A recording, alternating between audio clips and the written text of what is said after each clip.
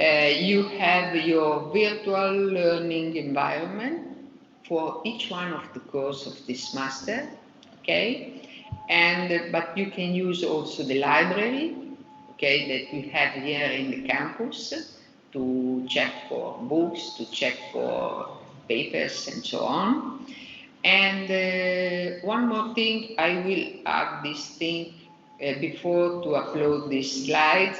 It is very important to know that the Sistema Bibliotecario d'Ateneo, the UNIBO library, give you the possibility with the proxy to check for the materials that we have in our libraries, all the libraries of the University of Bologna, and it gives you the possibility to check and search for papers in the main journals, in the main scientific journals, and you can download the most part of them for free if you use the proxy, also from your home. You have to search for proxy UNIBO, and as students you will have the possibility to download, to upload the proxy in your PC and to search for papers, books in the Sistema Bibliotecario d'Ateneo, in the UNIBO library, in the UNIBO General Library. But I will add this slide before to give you the possibility to see this slide. Morning. Okay, another important thing, the slides represent the frame of the lectures, and they are not sufficient for your study, for your preparation for the exam. To pass the exam, you have to study on the book, on the OECD PDF file that you can see now in the virtual learning platform. But please consider that your notes and my slides are not sufficient to pass the exam with the top grade. Okay? It will be the possibility to pass the exam, I think, only if you follow the course, if you follow the lecture with your notes, but you will not reach the top result if you don't study on the study materials, on the book and on other materials that we are considering for you. And for the teaching staff student distribution list, I have to so please avoid this, because this is the teaching staff of last year. I have not corrected, and so do not consider this teaching staff distribution list. A minute, because I consider this.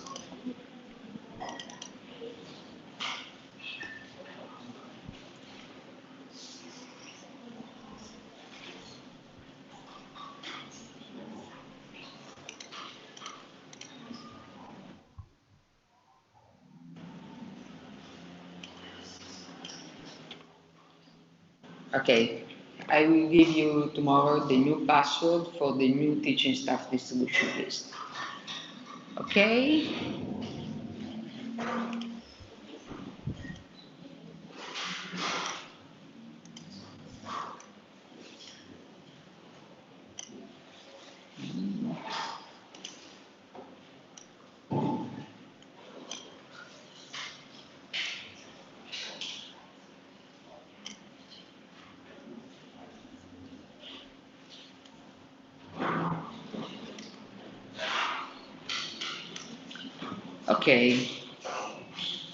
Okay, so what is the program of Module 1 and Module 2?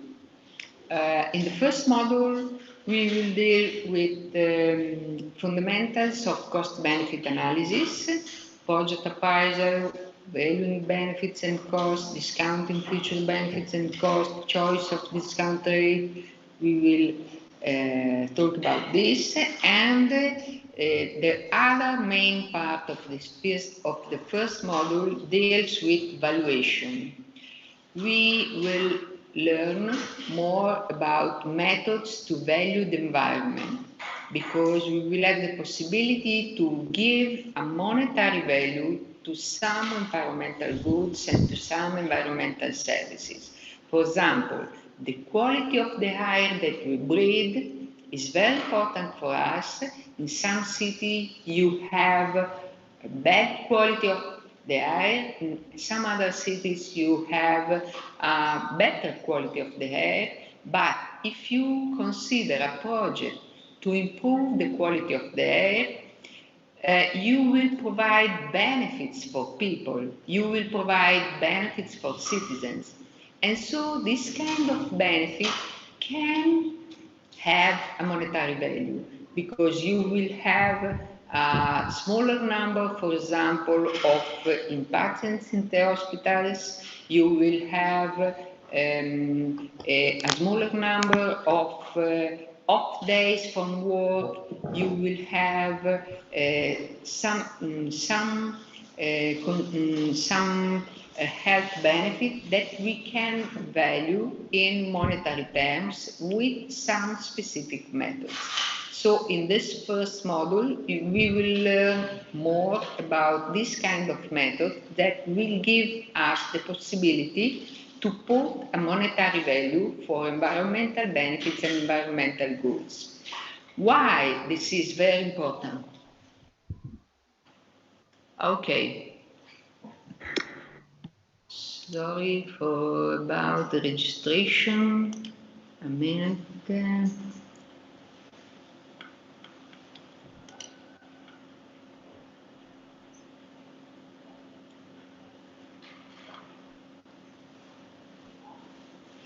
Okay, so I have put the registration mode on.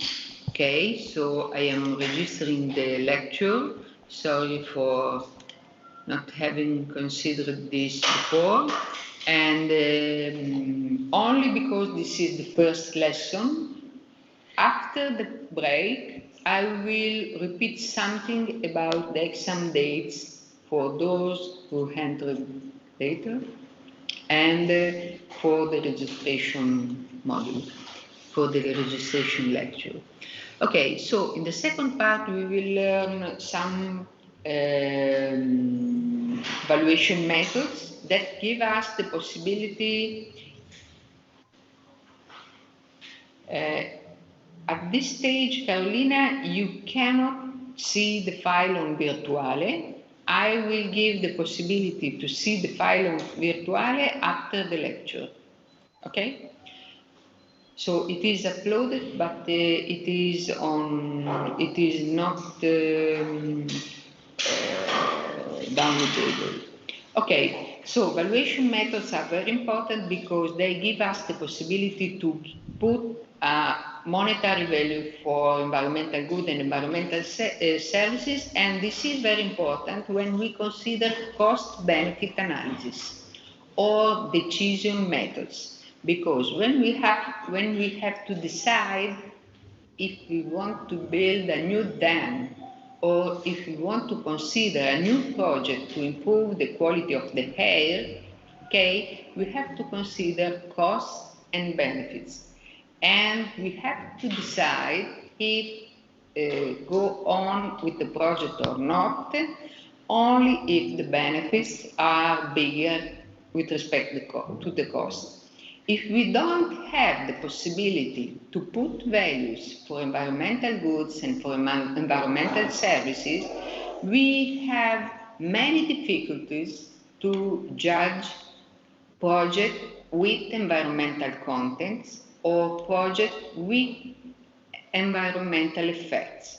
Because, for example, if I consider the possibility to build a new dam, the new dam can be thought for several reasons, but it will have some and important environmental implications.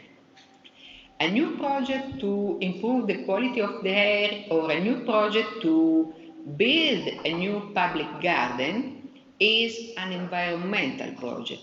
but many other environmental projects. Many other projects can have an effect on the environment without are considered at first sight as environmental projects. Okay, and we will consider in this first module also data collection techniques and resource valuation case study. For data collection techniques, the main data collection techniques that we are going to consider in this module is based on survey, on sample surveys. Because sample surveys are very important to understand the behavior, the perceptions, and the preferences of people. And sample surveys are very important also to estimate environmental values for goods and services. Tomorrow, I will present to all of you an assignment for this first module.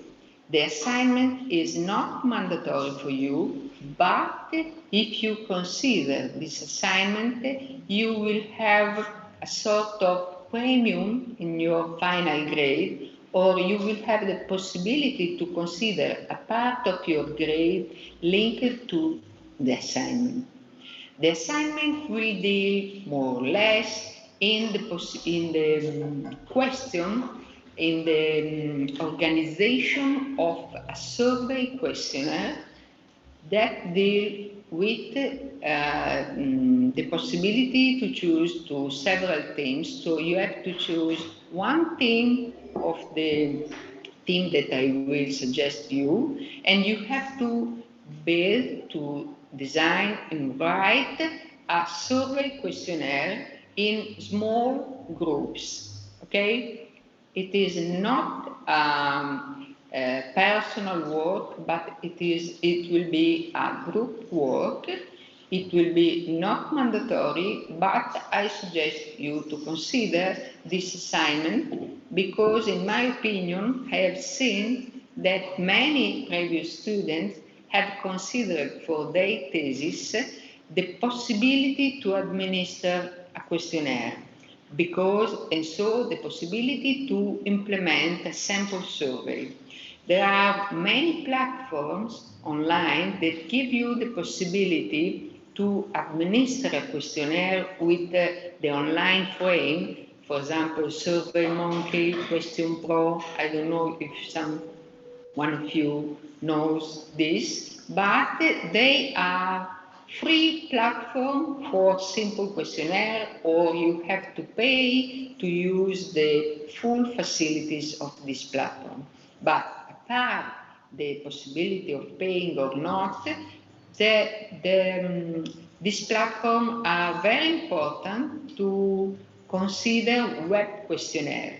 Web questionnaire cannot have a sort of full representation of the population because not all the individuals in the population are used to use the web, but they are very important to have the possibility to check for the preferences and the perceptions of people about some things.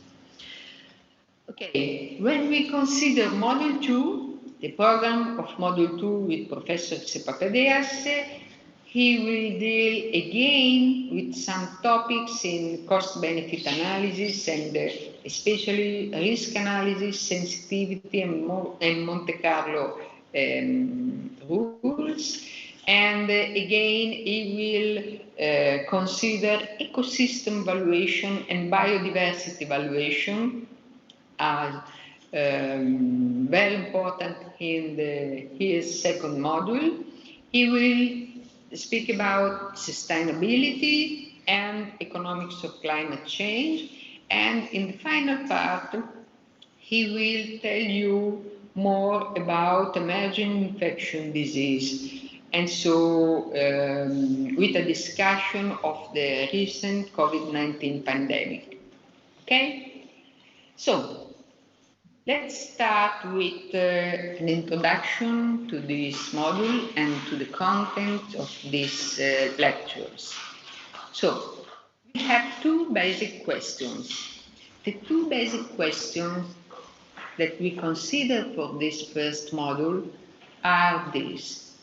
The first one, how to make a decision.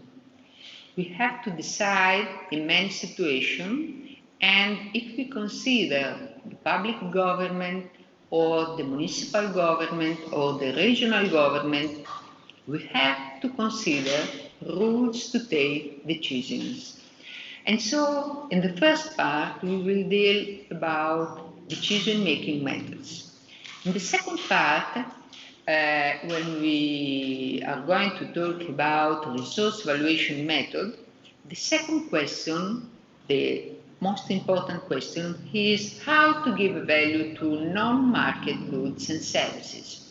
Because when we speak about the quality of the air, the value of a public garden, when we speak about the value of the noise, when we speak about the value of pollution, okay, we can consider both positive environmental situation or negative environmental situation.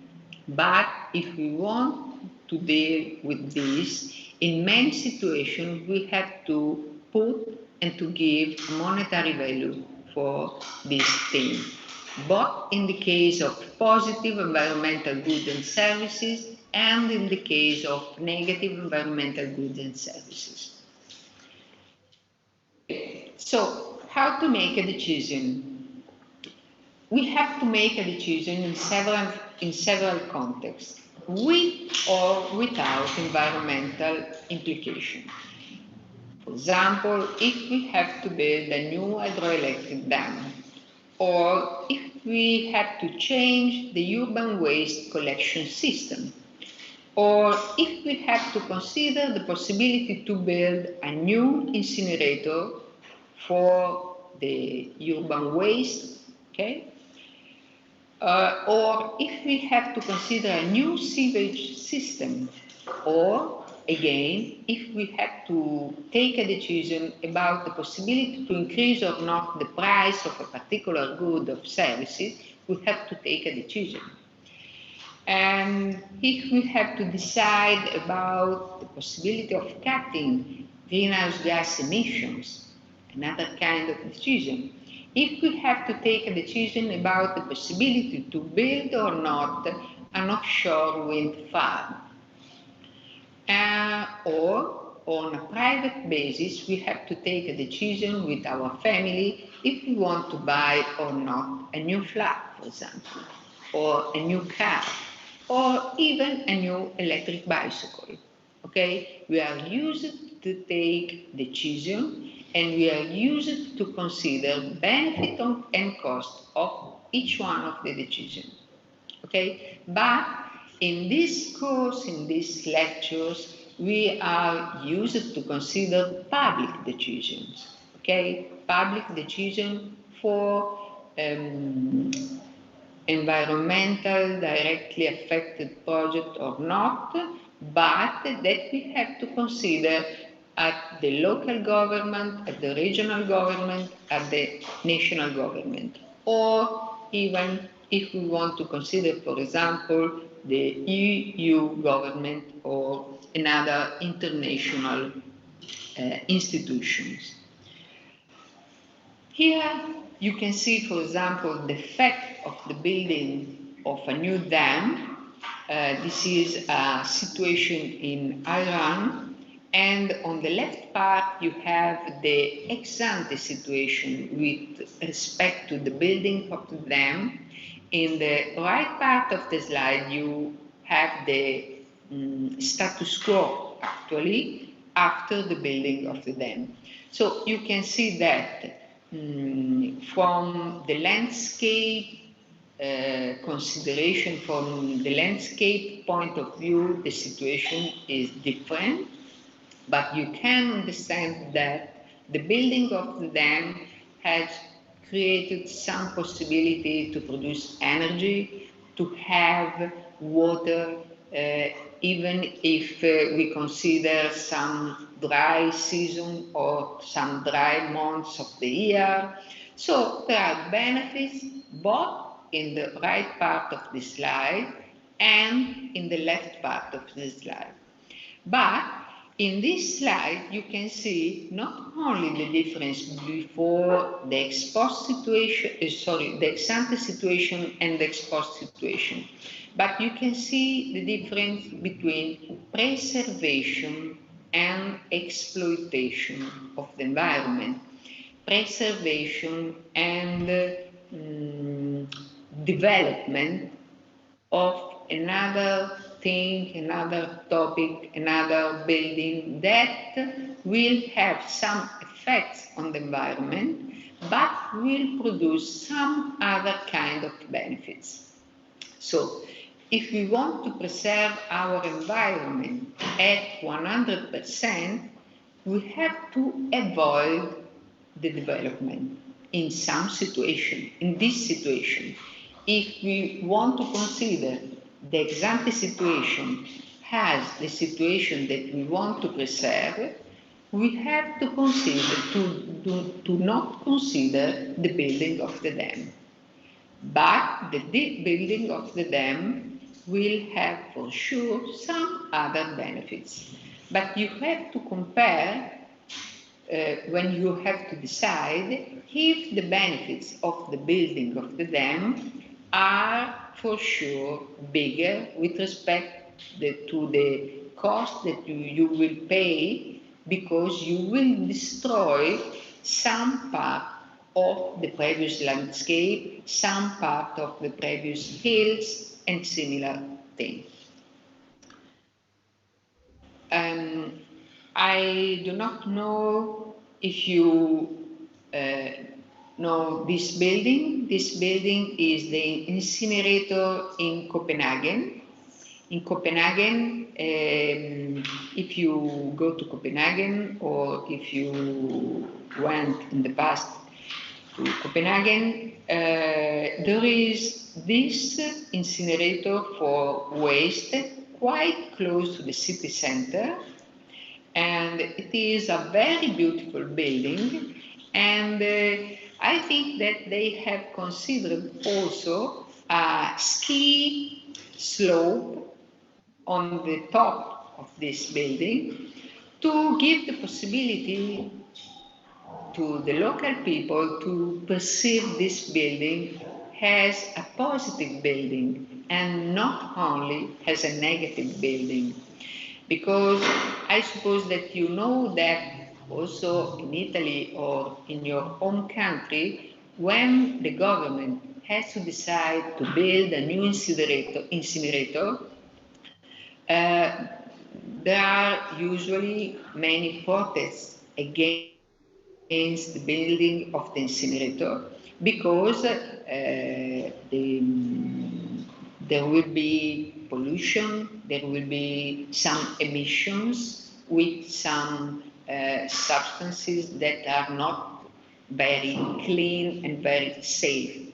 But we have to treat in some manner the waste, the municipal solid waste and the special waste, and so in many societies there have been a sort of transition from landfills to incinerators, because landfills are worse with respect to incinerators. The incinerators are not the best thing if we can consider, for example, recycling system for materials and separate collection for materials, but in our society, we are used to consider a small part of not differentiated waste that we have to consider for final disposal. And the final disposal can be considered with incinerators. This is an offshore wind farm, okay? Even in the case we have to consider a new project for offshore wind farm, we have to consider costs and benefits, okay? And we have, of course, to consider the fact that with an offshore wind farm, we have the possibility to produce renewable energy, okay? But we have also to consider the life cost of this project, because at the end of this project, we have to consider the manufacturing of this and the disposal, the final disposal of the structure, of the infrastructure that we have used for the offshore wind farm. Actually, we have, for example, a lot of turbines, wind turbines, offshore wind turbines, close or not very close to the coast of the Great Britain, the United Kingdom, because of favorable condition of wind. Okay, I think that they are quite close. They are close to 2,000 offshore wind turbines in the United Kingdom. While in Italy, for example, we are talking now about the possibility to build offshore wind farm. There are two projects out of Ravenna, actually. There is another project out of the coast of Rimini. There is another project out of the coast of the Sicily, of the region Sicily, in the part toward Africa. Okay, but actually we have in Italy inland wind farm, but not offshore wind farm. Okay, so only to take the introductory view for this lecture, when we consider the second question that we have considered after how to take a decision, the second question is how to give a value to non-market goods and services, because for many environmental goods and services, we don't have a market. We don't have the market price. For example, for the quality of the air that we breathe, for the value of a particular landscape, we don't have market prices for this kind of examples. So, how to give value to non-market goods and services? We have several contexts. For example, in the case of high quality of the human health condition, human life. If we consider, for example, the value of human life, also the value of human life doesn't have a market price. And so, if I am considering a project that will improve the quality of the air that we breathe, in the final exit of this project, I will have the possibility to save human lives. And also the possibility of saving human lives will have a value. Okay. Again, water quality bathing, a forest, for example, a new public garden, or again the climate. Okay, we are talking very often about climate change, but we are talking very often about the possibility to create new forests also close to the urban center. The usual name of this kind of forest is peri-urban forest. That means that there are many projects in Europe and also in other countries to create peri-urban forests. So I mean a small forest quite close to the urban city center or to the urban area, to give the possibility to have a better quality of the air and to give the possibility to have a sort of decreasing in the temperature that people perceive. Okay? So there are many values associated to forest. The two main important values are linked to the quality of the air and the possibility to decrease the heat situation, okay? And so to decrease the temperature. Okay, here you can see, for example, some record written every year, prepared every year by the European Environmental Agency, They are used to write reports about air quality in Europe by presenting data for each one of the countries, and they are used also to comment some situation, some virtuous situation, or some not virtuous situation. Here you can see, for example, concentration of PM10 in 2018 in several cities in Europe, and you can see that with red points you have cities or monitoring stations with an average value above the limit when we consider the 36th day in the ordered list of the monitored value during the year. Why they are used to consider the 36th day? Because the limit of 50 sorry, I don't remember the name of the unit of measurement. Microgram per cubic meter.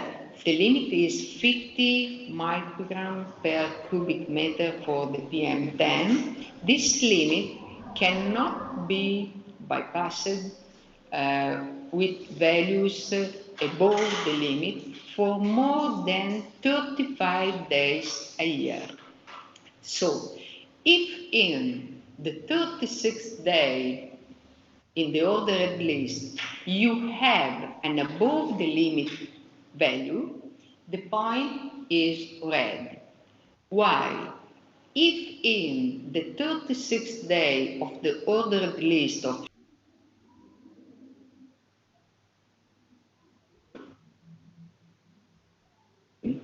okay, so that means that the two worst situation in Europe for what concerns the quality of the air are in Pianura Padana in Italy and in Poland. Okay, the two worst situation.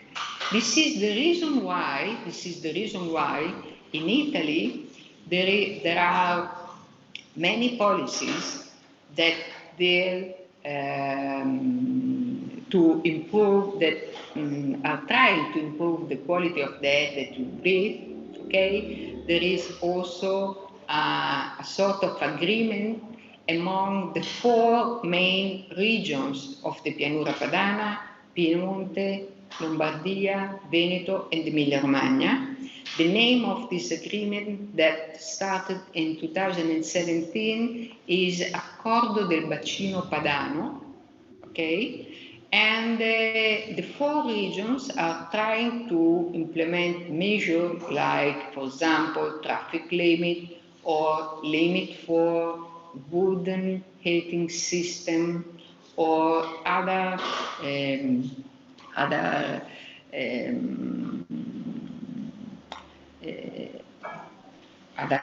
project, micro project to improve the quality of the air. So you can have several reports that deals with environmental quality, but at this stage you can see that we can monitor situation, we can present situation, we can present figure, but at this stage we don't have monetary values for this kind of environmental effects. but we will deal with methods that will give us the possibility to put monetary value to environmental services or environmental not positive services. Okay, so traffic is one of the cause of environmental pollution in our cities, but also the heating system is considered as another important factor when we deal with environmental pollution at urban level. Okay, another important record usually written by the European Environment Agency deals with European bathing water quality. Okay, this is the main cover of the report in 2018, but I am considering this in this first slide only to show to you that there are many records that deals with environmental quality for the air, for the bathing waters, and so on. So, if you will be interested in one specific theme, you can have the possibility to download records to see the situation in your country, or we don't have the same situation of reports in extra EU countries, but in many countries we will have the possibility to download data to build consideration, case studies, and so on. Okay, in this chart you can see the proportion of bathing water with excellent quality in European countries in 2019. You can see that the smaller percentage are in Albania, Slovenia, Estonia, Bulgaria, United Kingdom, and so on, while you will find the higher percentage in Cyprus, Austria, sorry, this is Slovakia, Malta, Greece, and so on, because they are considering inland bathing waters and sea bathing waters, not only bathing waters in the sea. Okay, bathing waters reported during the 2018 bathing seasons in Italy. Excellent water with blue dots, good waters with the green dots, poor waters with the red dots. Okay? Okay, here you can see another kind of chart that deals with climate change and the increasing global average temperature. Okay, as you can see, we are facing with a very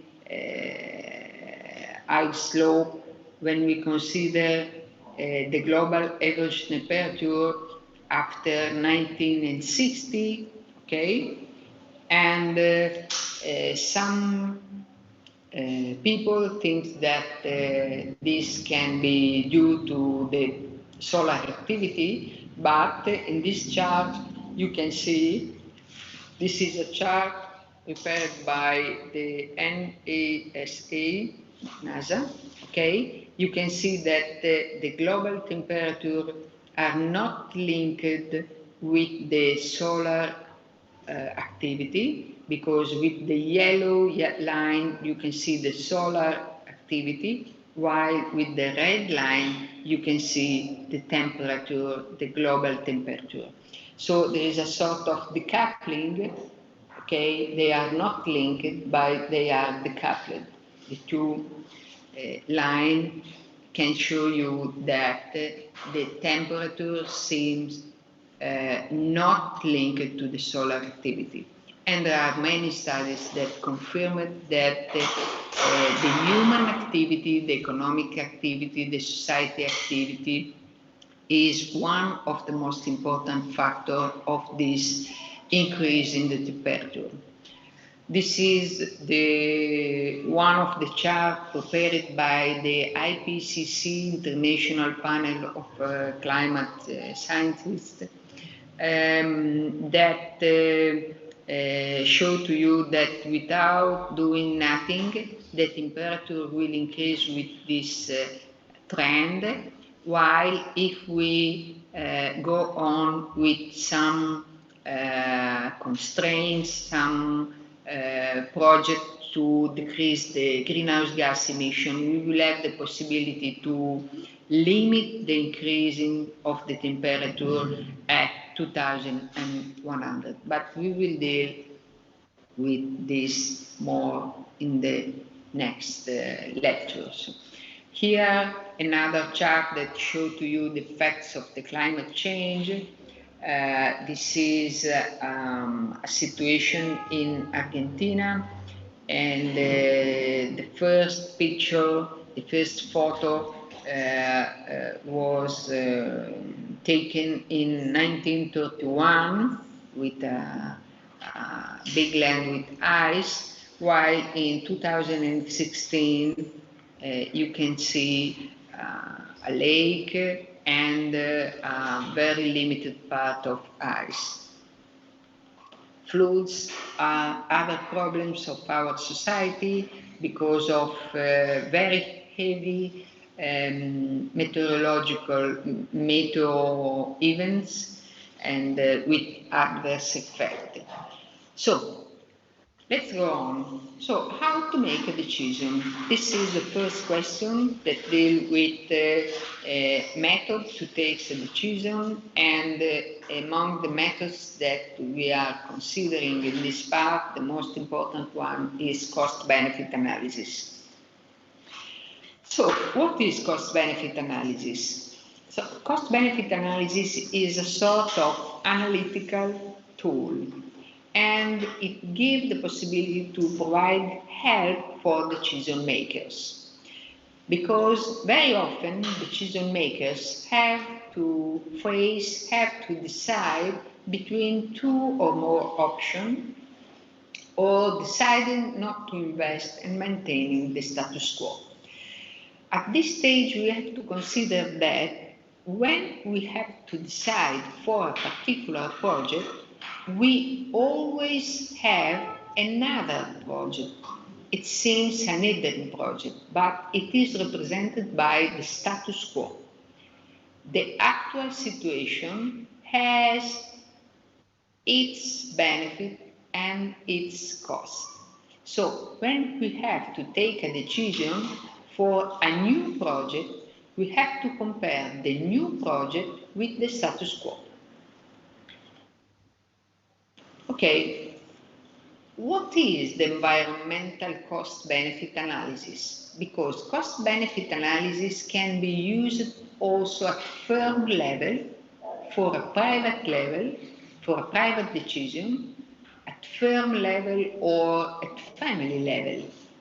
But in this module, in this course, the most interesting situation for us is linked to the environmental cost-benefit analysis. So we want to consider cost-benefit analysis for projects with environmental effects or for projects that are designed to provide environmental benefits.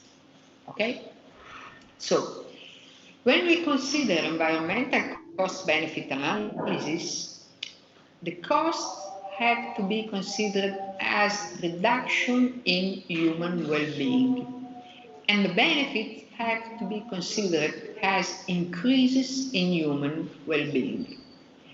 So we have to aggregate environmental and social impacts, okay, across different people and within a given geographical boundary, for example, and we have to take into account the possibility to place a monetary value for the benefits and the cost that don't have a monetary value, that don't have a market price. And in several situations, we have to take into account different points in time, because many of the projects can have future effects, okay, and not only instant effect. So we have to consider future effects of one specific project, future benefits and future costs, okay? Okay, so if we have to judge a project on the cost-benefit grounds, we want to consider a project when its social benefits must exceed its social cost. So, in the environmental cost-benefit analysis, we have not only to consider financial cost and financial benefit. We have to consider all the costs for the society and all the benefits for the society. When I consider all the costs for the society and all the benefits for the society, I have also to consider the value of the environmental implication. In both cases, bad environmental implication or good environmental implication. So, a non-technical overview of cost-benefit analysis. So, fundamentals of cost-benefit analysis.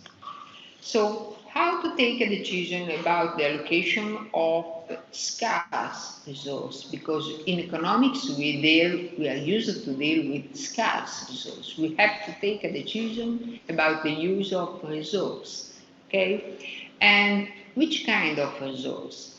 Money, time, and alternative courses of action. We can consider the individual point of view, or the firm point of view, or the family point of view, or we can consider the social point of view, the society point of view. When we deal with environmental cost-benefit analysis, in the most part of the cases, we are used to deal with the society point of view. Okay, at the individual level, each one of us, when we have to take a decision, are used to consider own costs and own benefits. But if we want to consider the society point of view, the social point of view, we have to consider all the costs and the benefits to the society as a whole. Okay, so always in non-technical terms, we can see that cost-benefit analysis is a sort of policy assessment method that consider in the general frame the possibility to quantify in monetary terms all the consequences to all the members of the society. And at the end, we are interested in the net benefit of the project. The net social benefit of the project will give us the possibility to judge the project. And the net social benefits measure the value of the policy. Social benefits minus social cost equals net social benefits. MSB means benefit minus cost. If among the benefits and among the costs we have considered all the social effects of the policies, among the benefits and among the costs, we will have a correct consideration for the net social benefit. If the net social benefit will be positive, the project would go ahead. If the net social benefit will be negative, we have to avoid to go on with the project. Okay? In many situations, we can have more than one project as a possible alternative. But in all the situation, we have also to consider the status quo, so the actual situation. The actual situation should be compared with the alternative project or projects that we have. Okay? And for each one of the situation, we have to indicate all the benefits, all the costs, and to put to them monetary values to reach at the end the net social benefit. If the net social benefit is positive and is the higher with respect to your alternatives, you can go on with this kind of project. Okay, so net benefits of the proposal relative to what? To the status quo. So the status quo is representing a sort of counterfactual, which means that there is no change in the government policy. Because you have always a status quo, you have to consider the status quo as the mean of comparison of your proposal.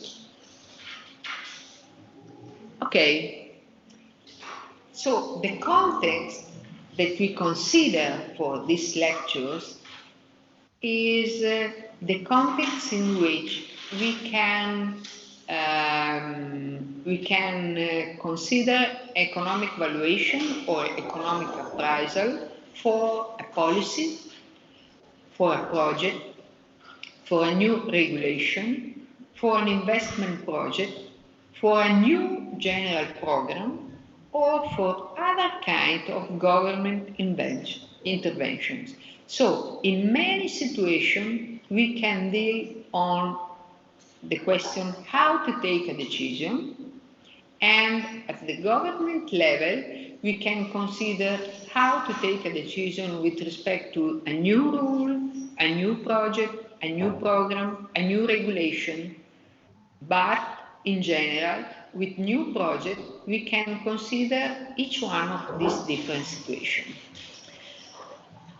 Okay, so I think that we can consider now a small break, and only because this is the first lecture, after the break, I will start again with some indication about the exam dates for those who entered later with respect to the time of the beginning and some other general indication before to continue.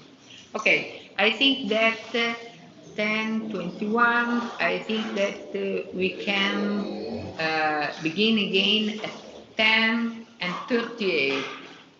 We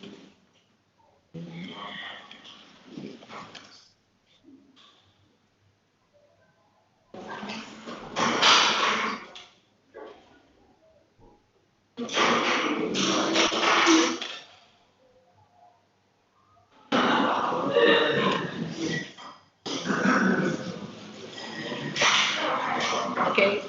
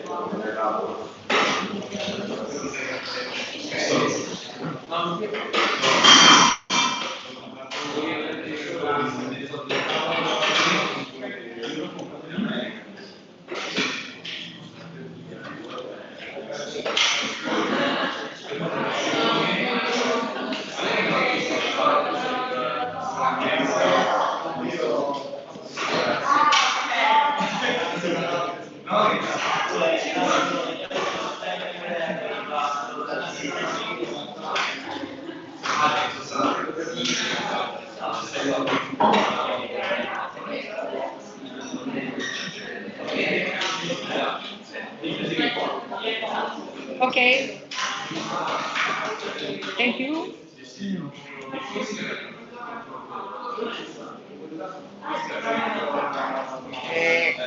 So a few words about the exam dates. So I repeat the indication that I have given at the beginning of this lecture for the registration of the lecture, because at the beginning I have not put on the registration mode, and for those who entered later this morning.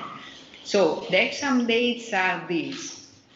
First module partial exam on the 4th of November at 10 o'clock.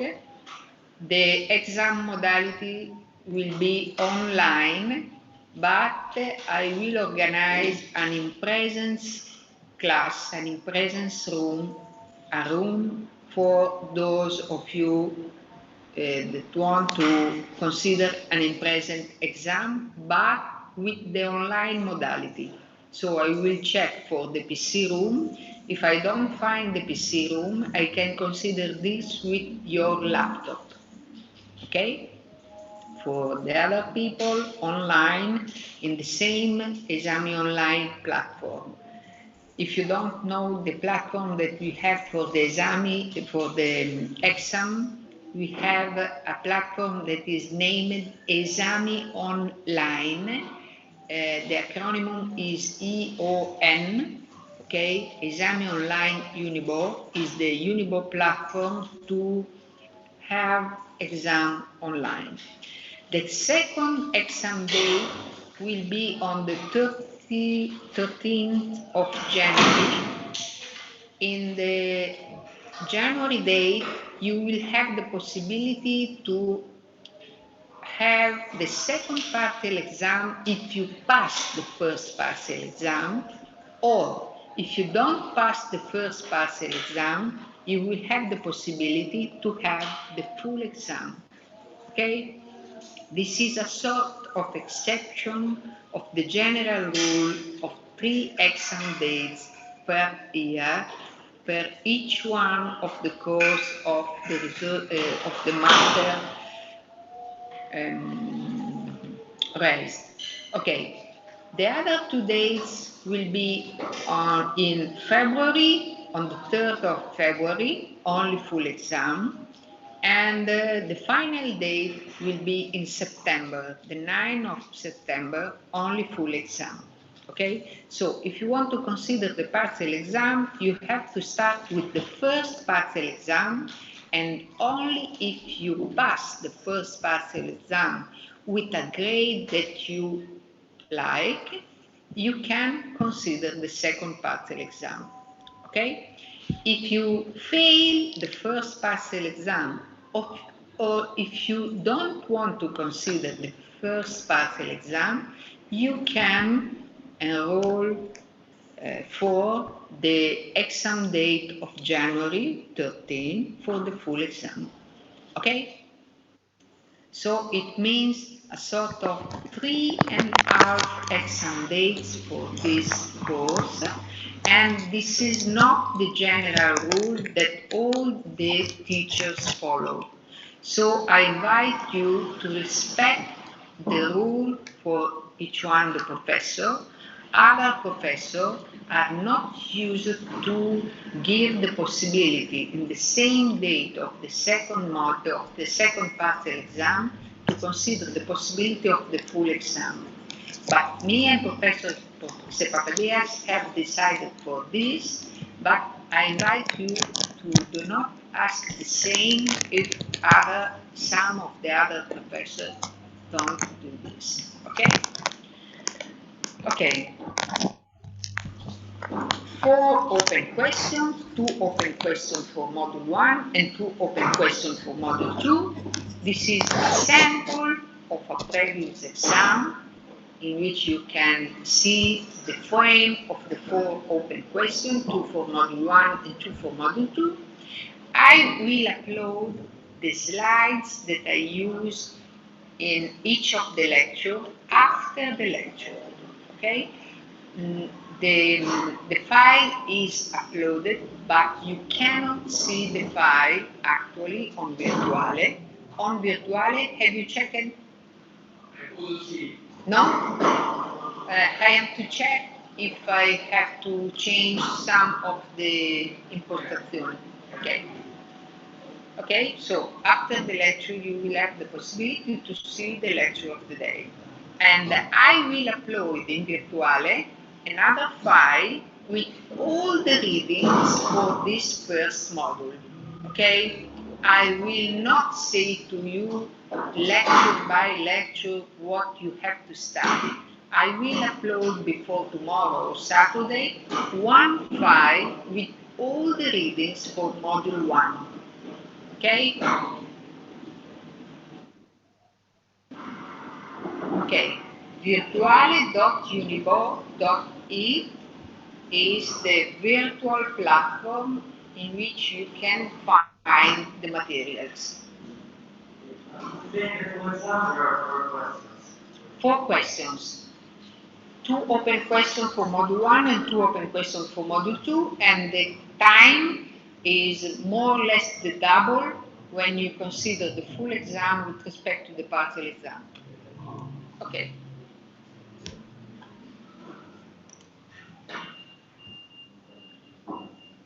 Okay, so let's go on.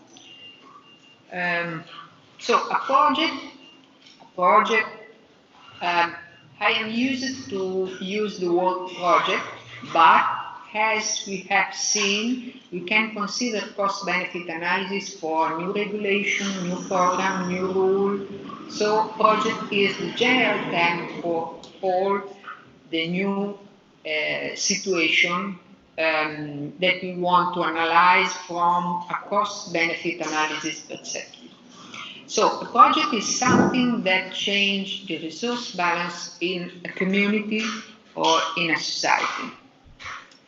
And we can say that the project implies small change with respect to the status quo, while when we consider a policy or a program, we can say that a policy or a program implies usually wider effects with respect to the status quo.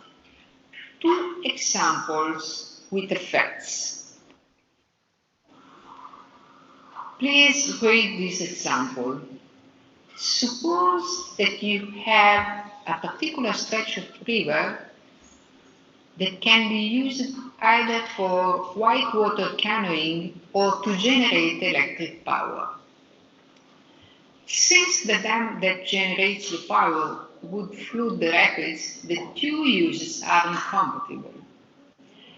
What is the opportunity cost of producing electric power? Opportunity cost is in red because opportunity cost represents a sort of important keyword for economics in general, but also for this kind of course, for resource valuation and cost-benefit analysis.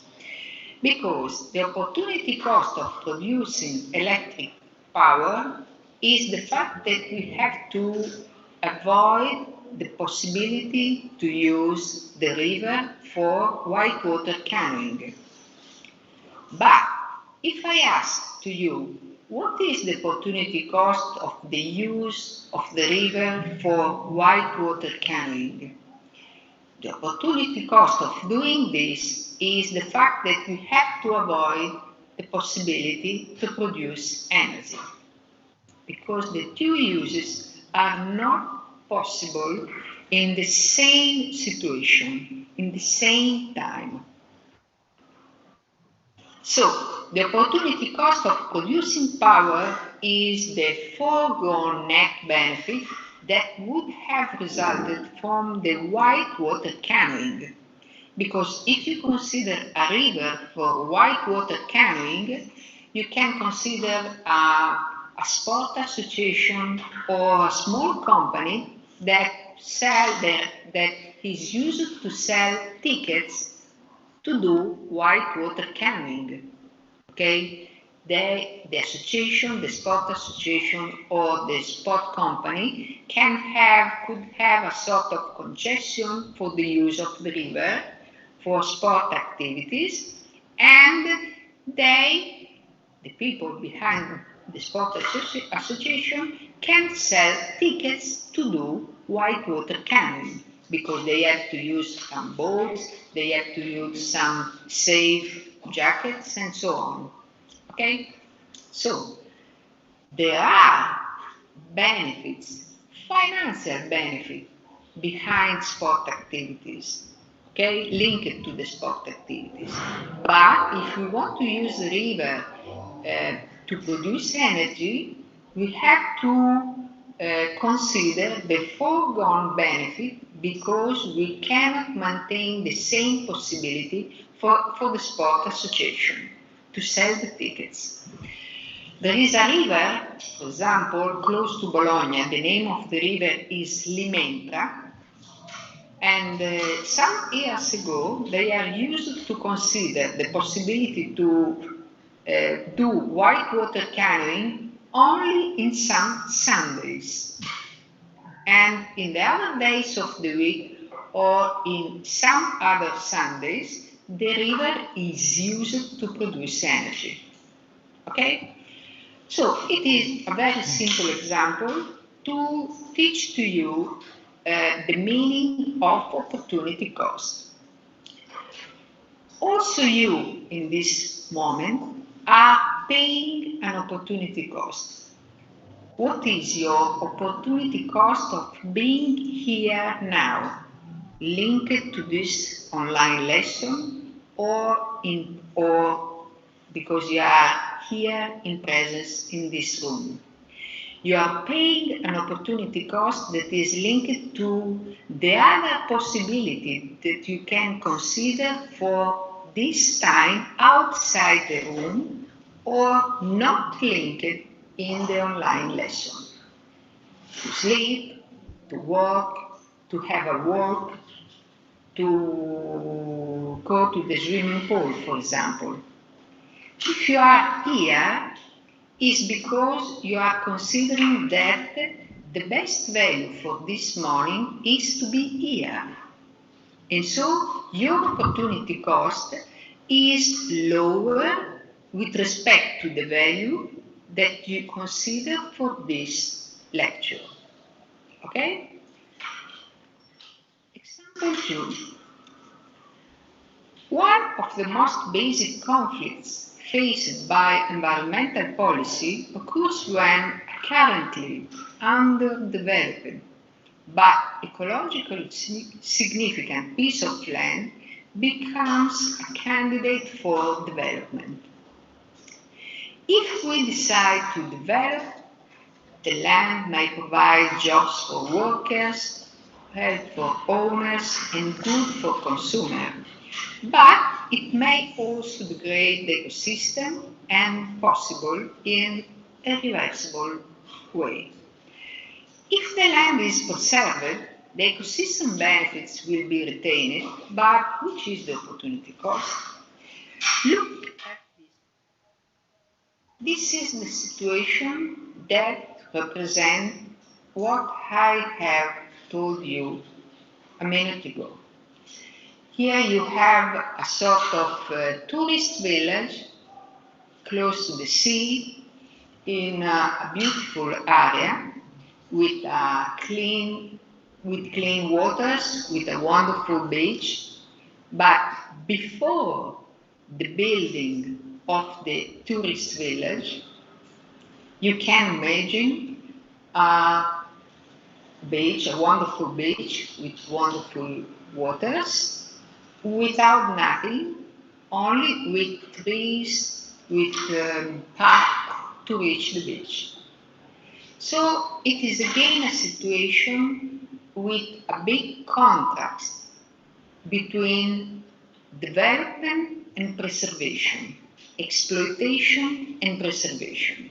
If we want to maintain the preservation, we have to pay the opportunity cost. We have to consider the opportunity cost of the foregone net benefit that we can consider with the tourist village. If we want to consider the building of the tourist village like we have in this picture, we have considered the foregone net benefit related to the maximum preservation. In our society, the maximum preservation can be considered in some situations, but not in all the situations, because we are used to use energy, we are used to use clothes, we are used to use cars, we are used to use scooters, and so on, okay? And so, if we decide for the maximum preservation, we have to pay some opportunity cost. If we decide for the development, we have to consider other opportunity costs. In this case, we are providing the area with new jobs for workers, new recreational service for tourists, okay?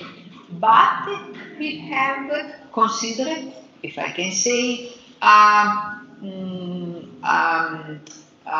sort of beautiful village that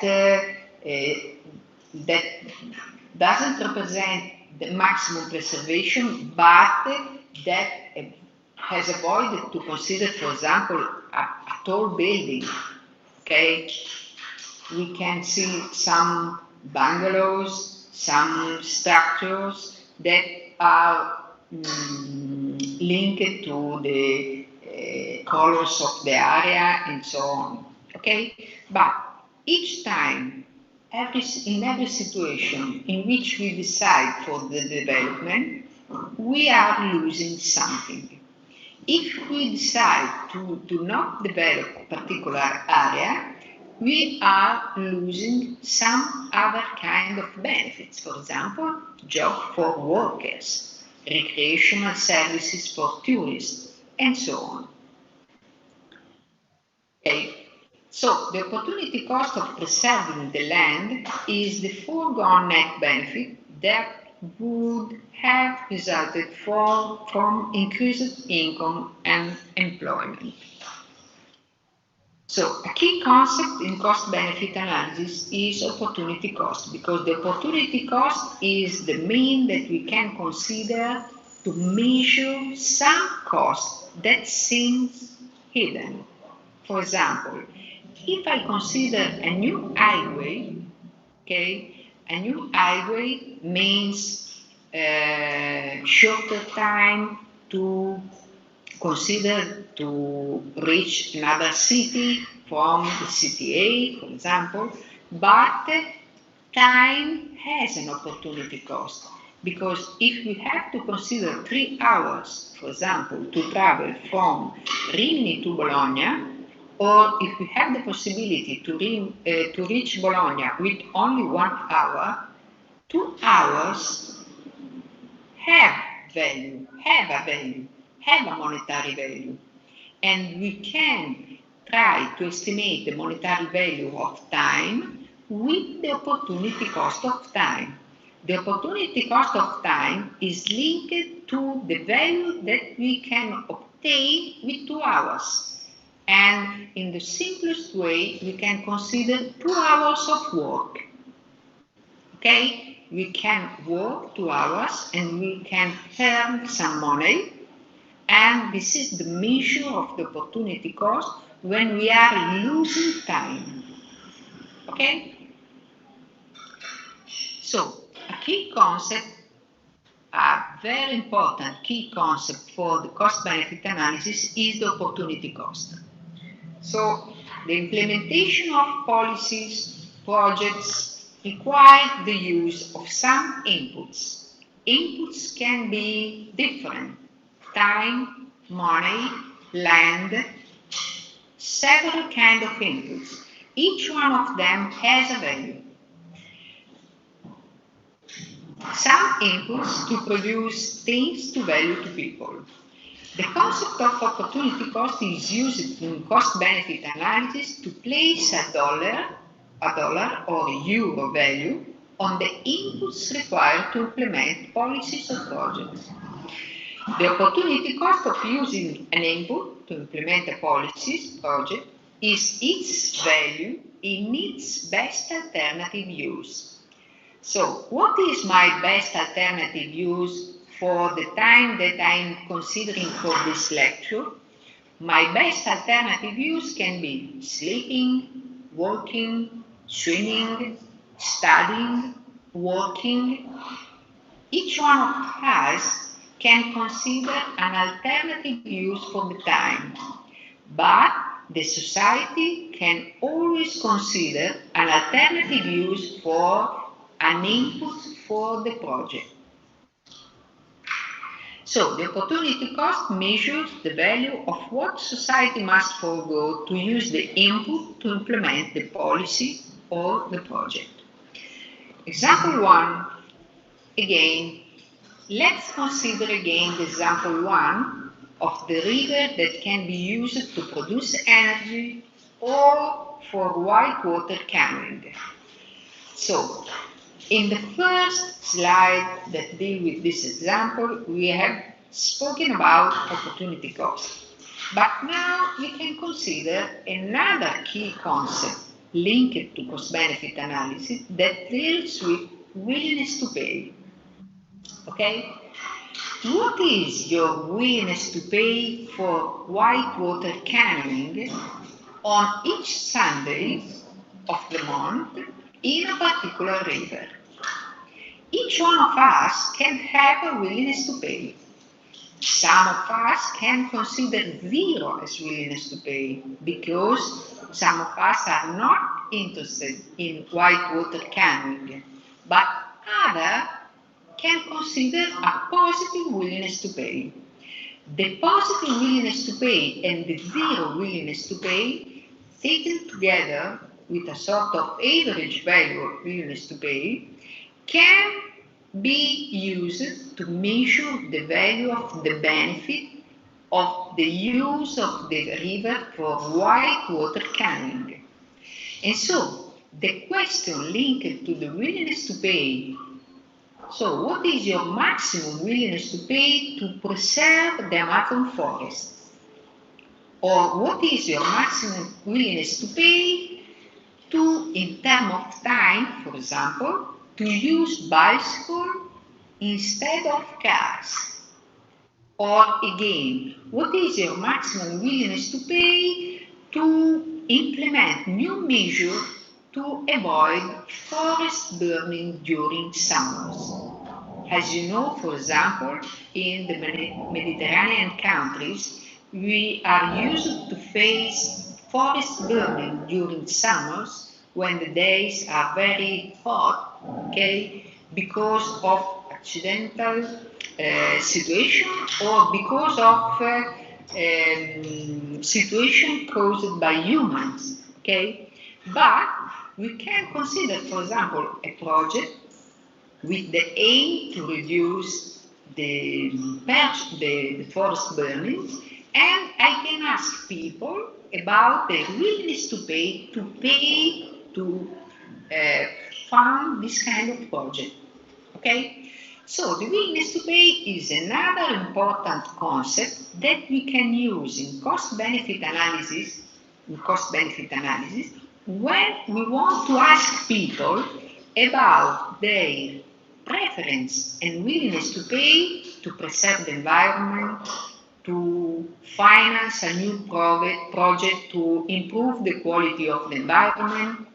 And so it is another important keyword that we have to consider, not only because it is important from the economic point of view, but because it is important to give us the possibility to measure the value of environmental goods and services, even if the considered environmental goods and services don't have a monetary value in terms of price, in terms of market price.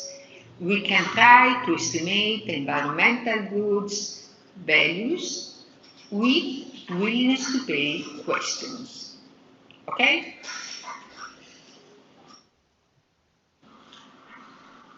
So, the key concept of willingness to pay relies on honest revelation of the assessment of people of the values of the output. Because if we want to implement a project, we have to use some inputs and we have to estimate the value of the inputs with opportunity cost, but we want to reach some outputs. And some of the outputs don't have monetary values, but we can try to give to them monetary values with the concept of willingness to pay. Okay? Willingness to pay is very frequently the main aim of sample survey that deals with environmental projects, that deals with environmental program, for example. Okay, so if you have a policy or project, and if you want to estimate for this policy and the project the net benefits, to decide if the policy is a good policy or not, you have to consider the value of the inputs that you have to use for this kind of policy, and you have to put monetary values to the inputs with the opportunity cost, and you have to consider also the value of your outputs. What are the outputs of the policy? And for some of the outputs, you have to consider the concept of willingness to pay, because willingness to pay can be expressed, can be stated in monetary terms, okay, and can help you to put dollar or euros value for your benefits. Okay. Remember again that cost-benefit analysis is a tool that is able to give help for us to answering to the question how to decide. And economic valuation is represented by methods that give us the possibility to put a monetary value for environmental goods and services. So both of them are important for projects that directly affects environmental quality, for example, a new wastewater treatment plant for a city, or for projects with a non-environmental purpose, for example, a new highway, a new dam, a new bridge, or a new tourist village. But each one of these examples can have environmental implications. Okay, what are the main types of cost-benefit analysis? Ex-ante cost-benefit analysis, ex-post cost-benefit analysis, or in media res cost-benefit analysis. The most used case is ex-ante cost-benefit analysis. So, in general, cost-benefit analysis is used to decide if it is a good idea to go ahead with a project or program or not. But there are also other possibilities to use cost-benefit analysis, for example, ex post, with respect to the implementation of a particular project or program, to judge if the program was a good idea or not. In media res during the course of the life of the project. Okay. There is a strong demand for cost-benefit analysis.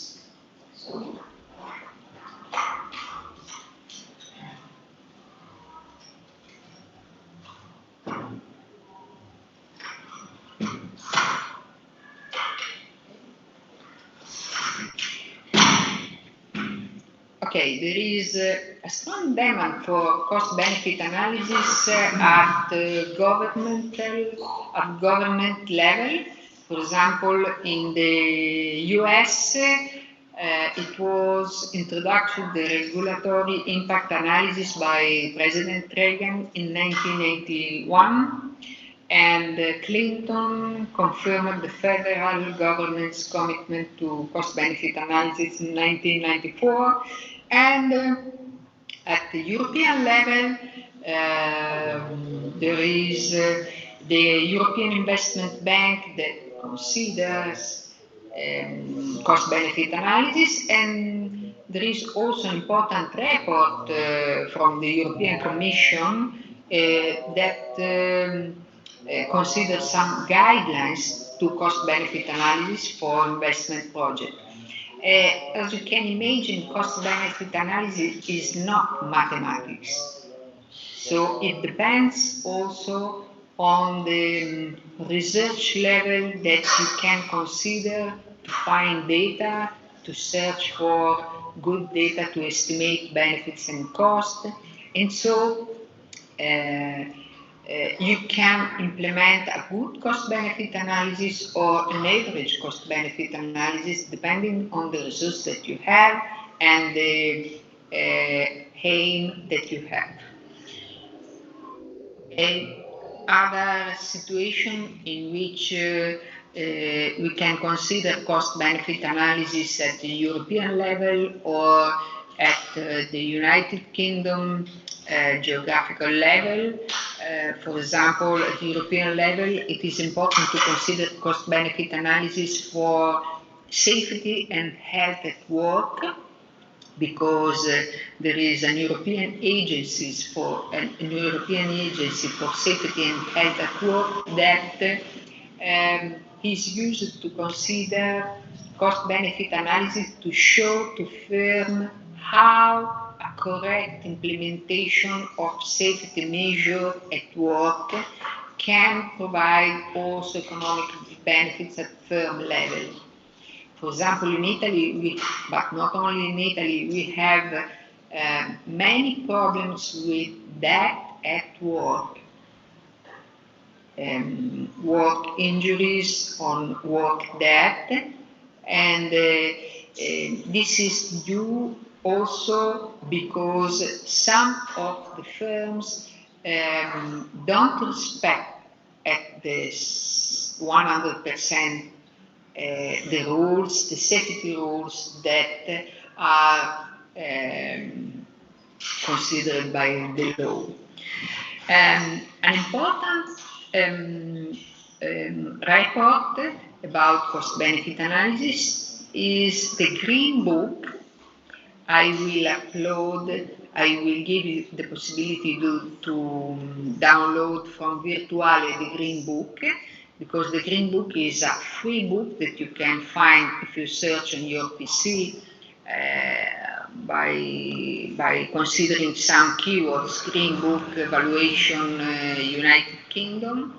And it is very important because it defines some guidelines and it defines some discount rates, but we will speak about discount rate in the next lecture.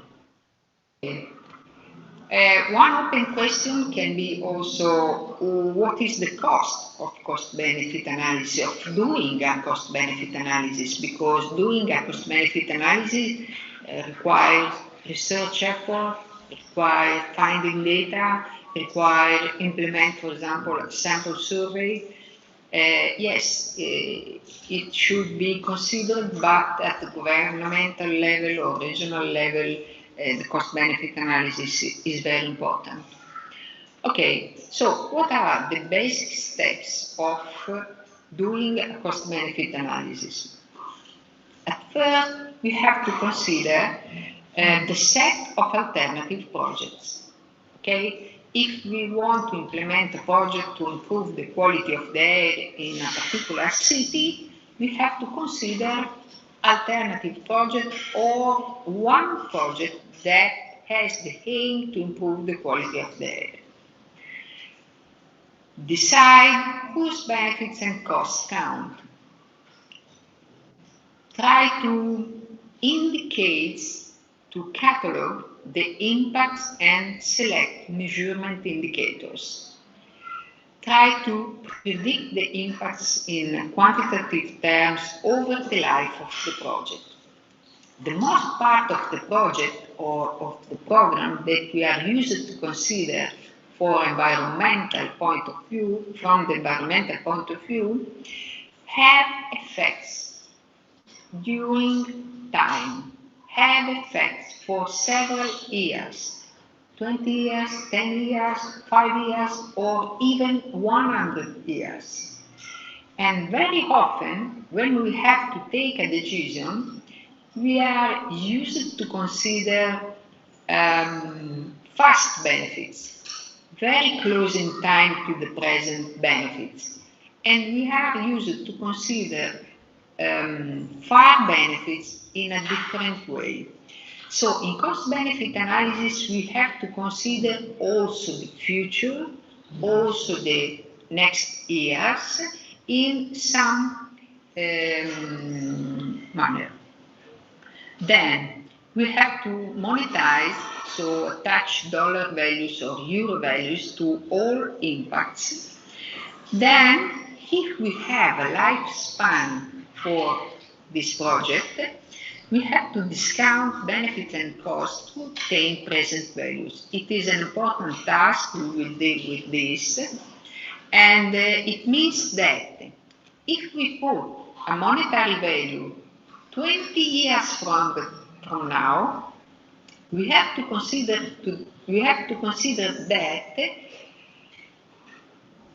we have to judge this monetary value with the eyes of today.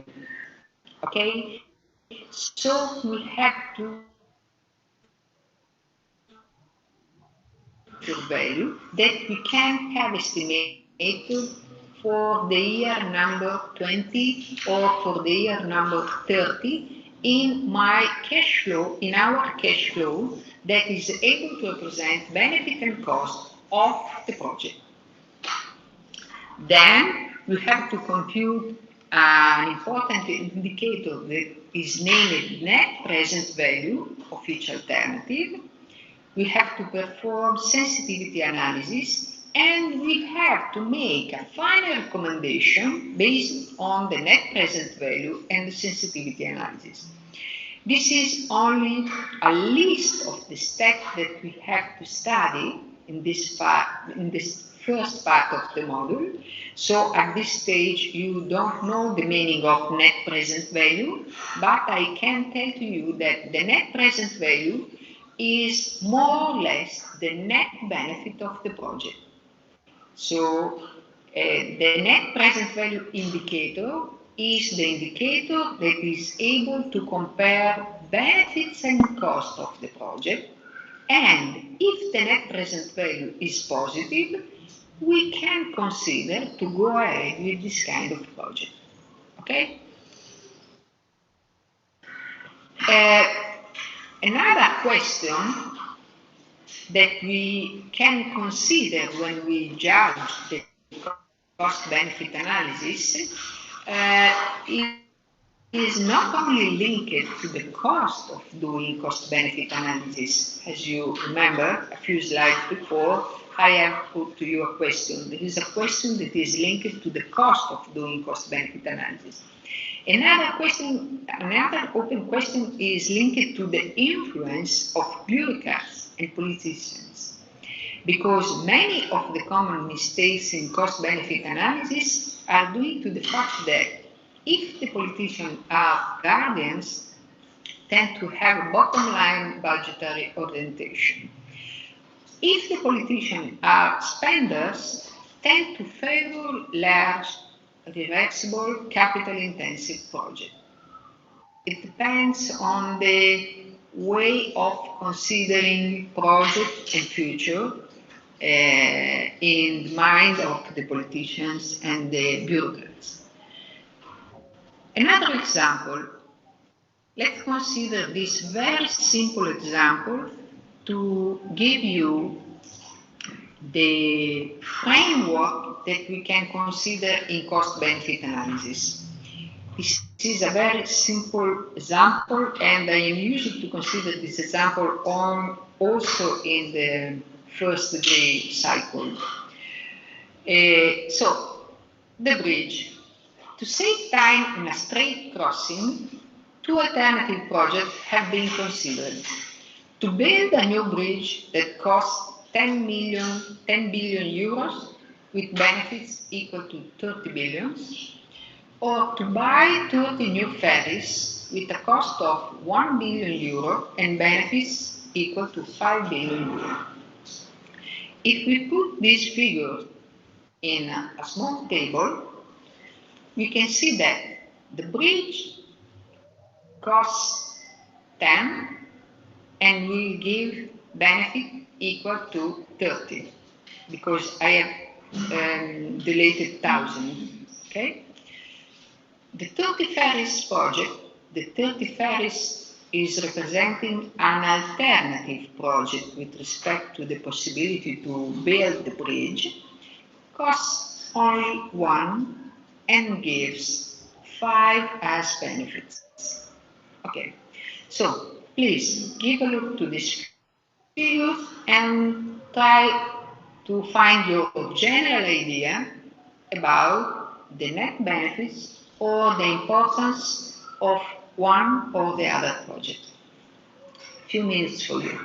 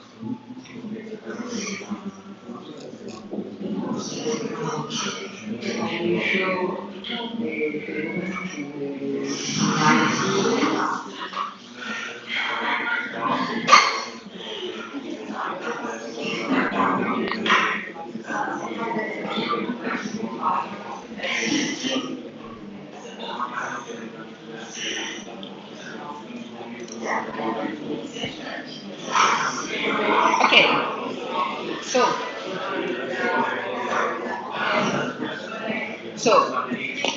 a first consideration, this is a very simple example only for teaching purposes, because if we build a new bridge, we need years. And if we consider a new bridge, we have to consider also years to calculate our benefits. The same for the 30 ferries. Okay, we can buy the 30 ferries in a smaller time with respect to the time that we require to build the bridge, but we have to consider several. From the net benefit point of view, the bridge. From the net benefit point of view, the bridge is the best project, because the net benefit is equal to 20 for the bridge and is equal only to 4 for the 30 ferries. But this is not the only way that we consider to compare the two projects. And why?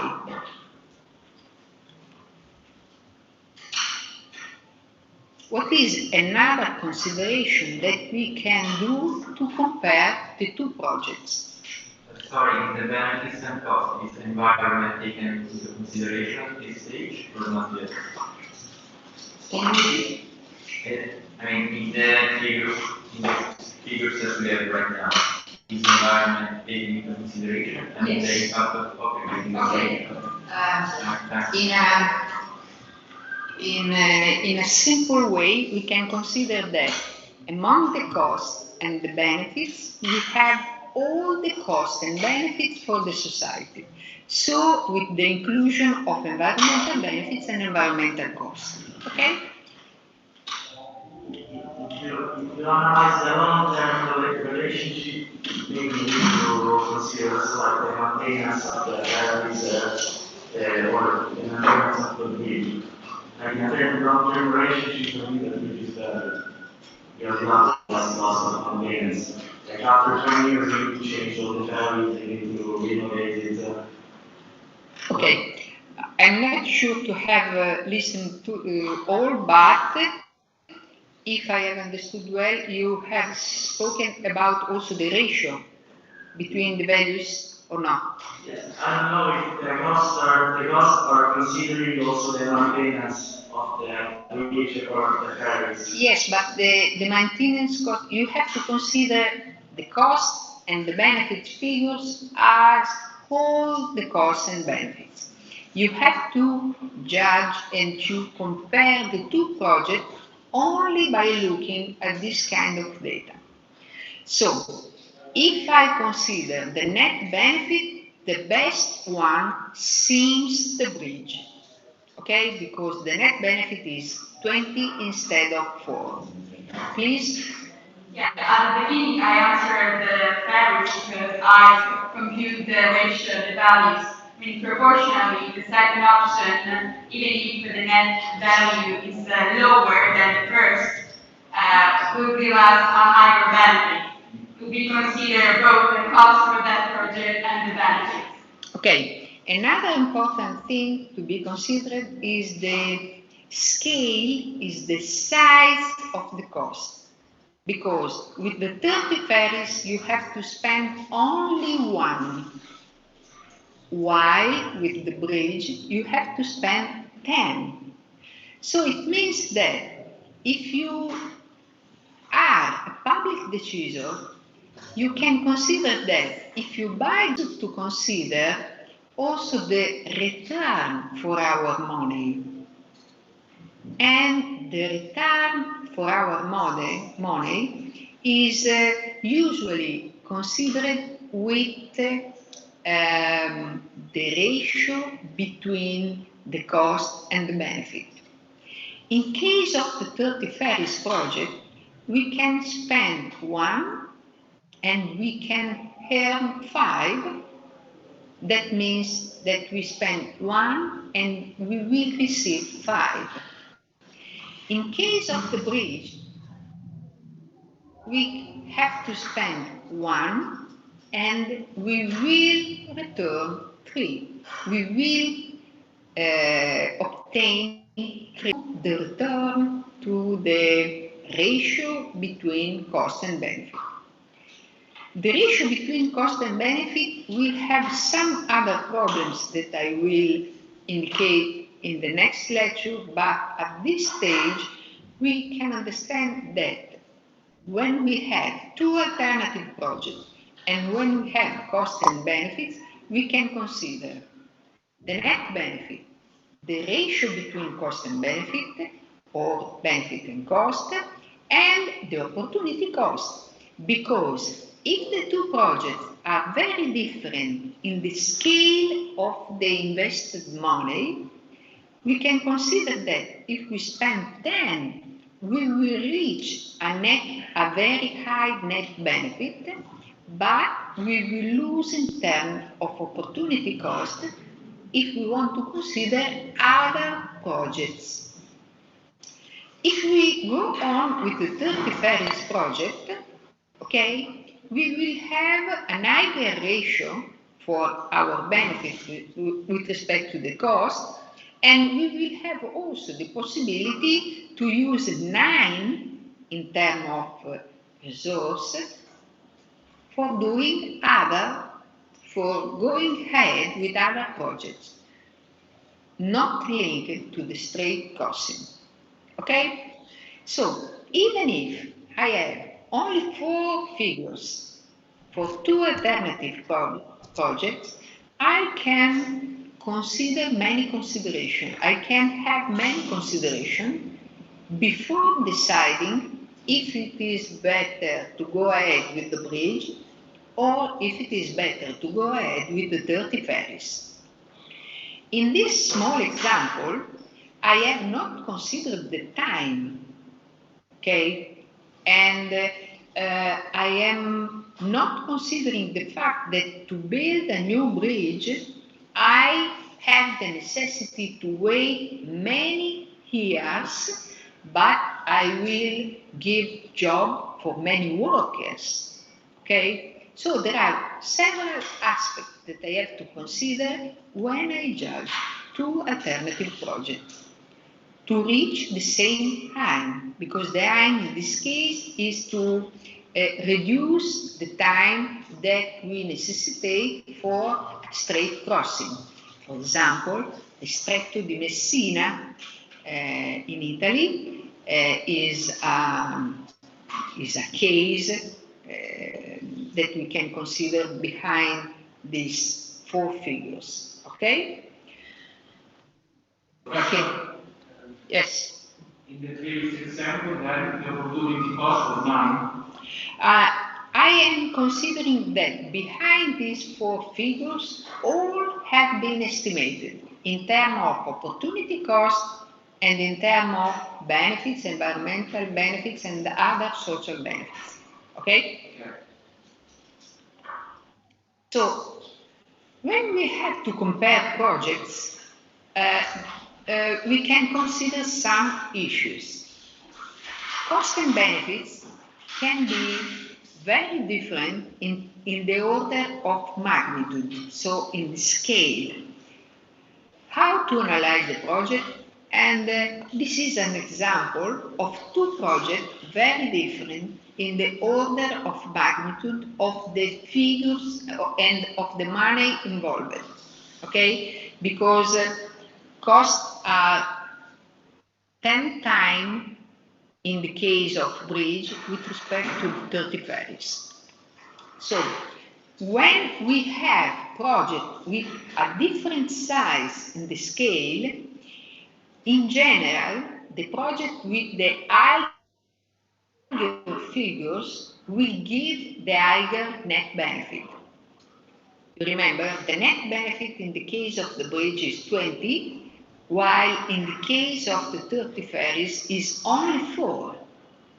But if I look only at the net benefit, okay, it could be okay, but when the projects are very different in the scale of the figures involved, I have to consider also the ratio between cost and benefit or benefit and cost.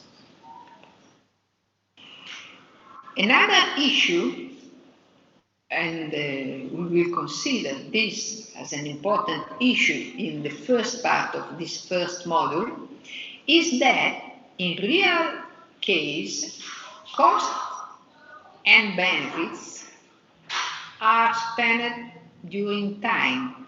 Cost over time period longer than benefits time period, for example, or cost and benefits spent over a certain time period. So we need to decide today and to judge future values for benefit and cost with the eyes of today. And this means that we have to discount future values to calculate present value and to decide today. Cost and benefits can be different also for other reasons. Okay, so again, with the 4 figures, are environmental cost and benefit included? A question from you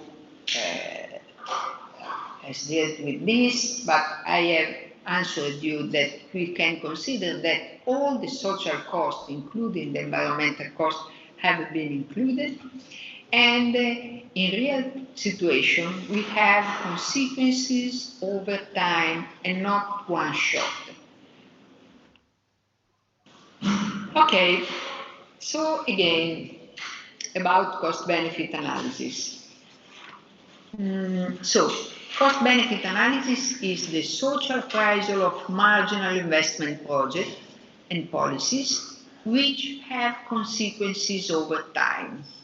Okay, and we can also say that cost-benefit seeks to correct project appraisal for market failure. We have market failure weight. For example, we don't have market price for all the environmental goods and services involved. This is a situation of market failure. If your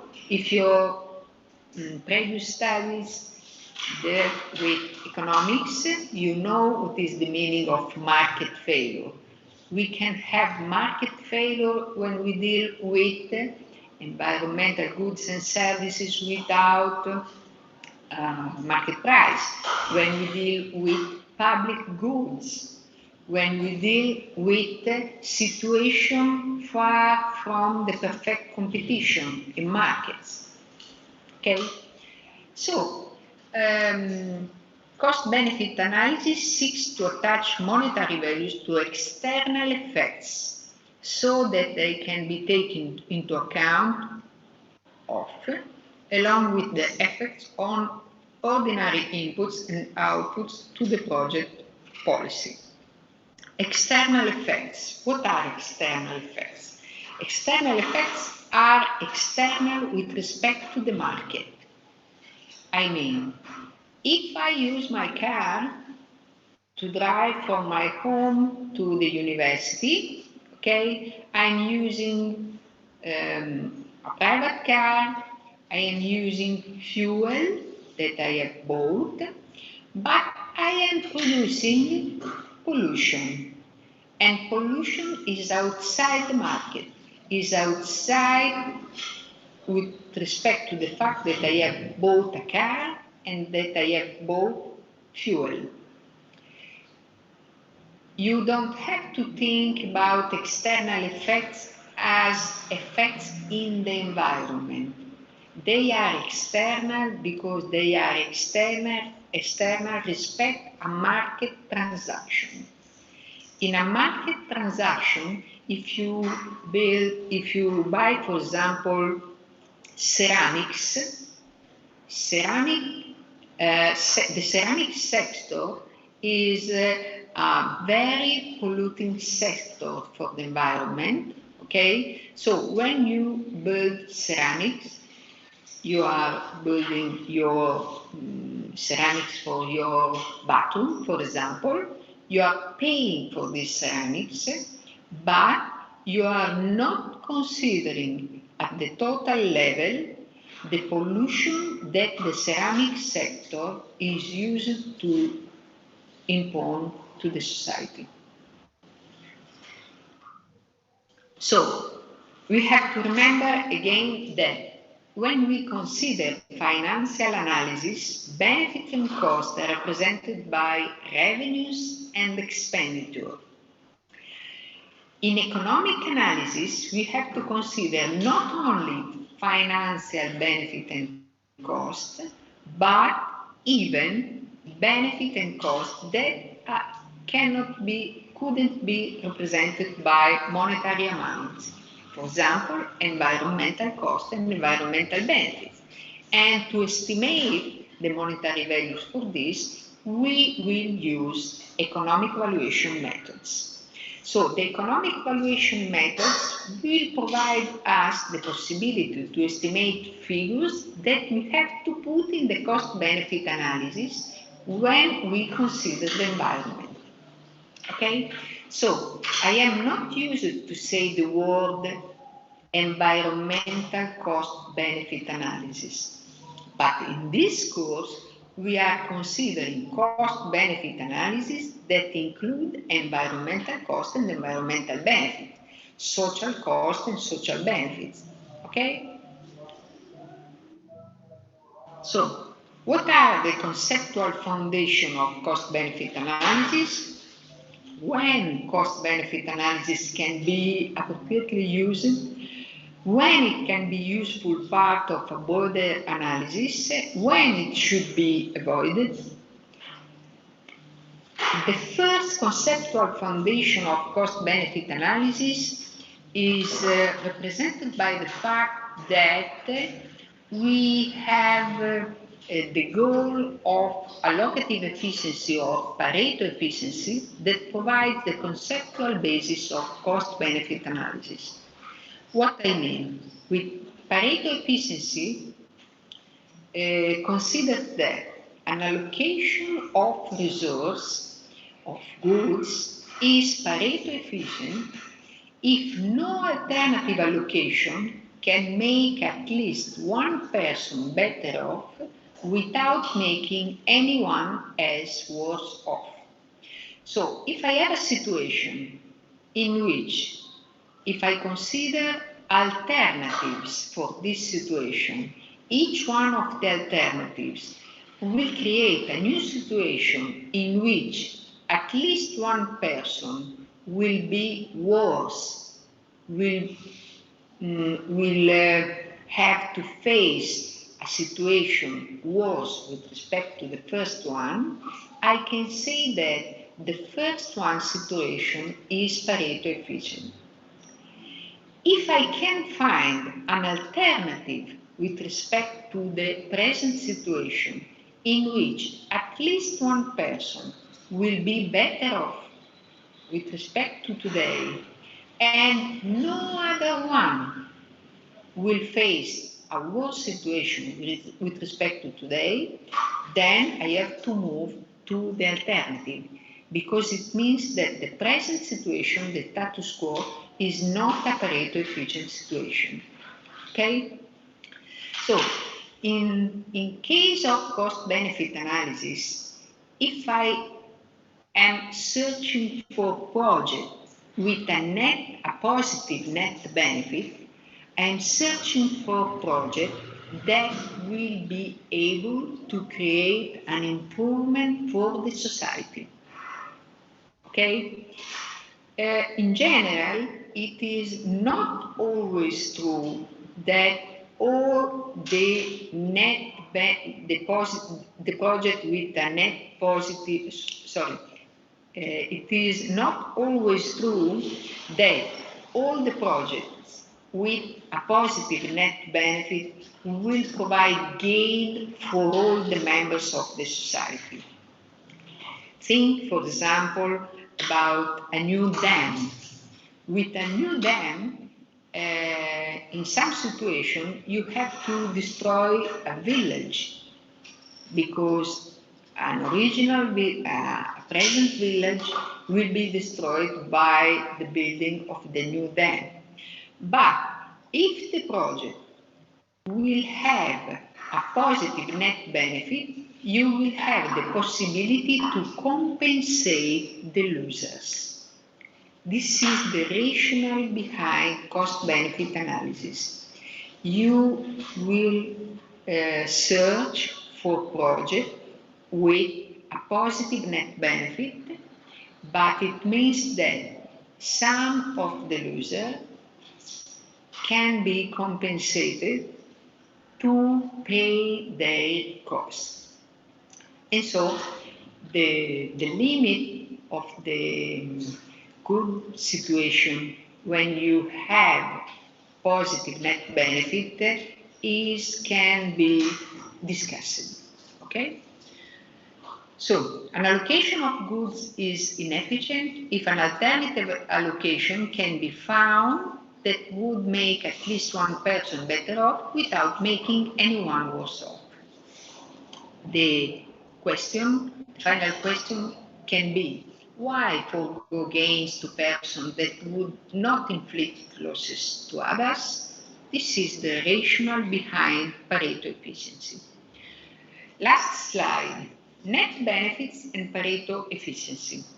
What is the link between positive net benefits and Pareto efficiency? If there is a policy with positive net benefits, then we can consider a set of transfer or side payments to make at least one person better off without making anyone worse off. So the compensations can be considered inside the logic of cost-benefit analysis. It requires to consider willingness to pay, to value the outputs of a policy, and opportunity cost, to value the resource required, so the input, to implement the policy. So the two milestones of cost-benefit analysis are opportunity cost and willingness to pay. Opportunity cost give us the possibility to estimate all the costs, even the cost without a market price. The willingness to pay, the same, will give us the possibility to estimate all the benefits for the society, even the benefits without a market price. Okay? So, I think that for this first morning, we can stop here. I thank you for your attention. I consider that for tomorrow, I will change my camera to give the possibility to the online student to see my face in a closer manner with respect to the room camera. Okay?